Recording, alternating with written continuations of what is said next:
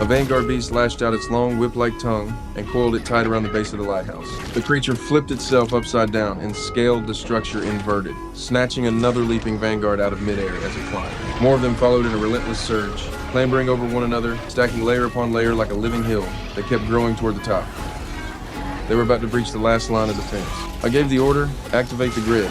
A blinding surge of electricity ripped through the entire structure in an instant, sweeping across it like a violent storm. The monsters caught in the grid were incinerated on the spot, their bodies reduced to ash that scattered across the sky. But the victory was painfully short-lived. The grid had drained too much power. The lighthouse didn't have enough left to fire it again. That was when the next wave hit. These weren't ordinary creatures. They were parasites. Palm-shaped organs on their backs split open with a sickening tear, releasing swarms of smaller spawn. The spawn were launched at high velocity, spraying corrosive green fluid in every direction.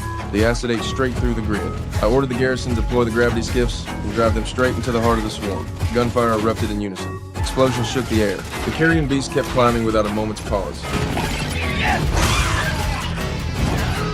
The metal barrier net was starting to buckle, but I'd planned for this. I gave the order to detonate the preset charges. The section of metal netting was cut loose in an instant, peeling away from the lighthouse and dropping down onto the stacked mass of carrion beasts below, wrapping the explosives tight around them like a shroud.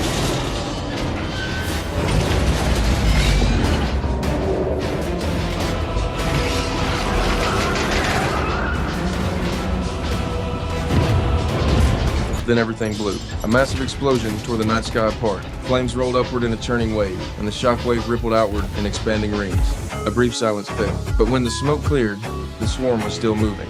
The onslaught of the corpse devourers wasn't over, and the lighthouse was running out of time.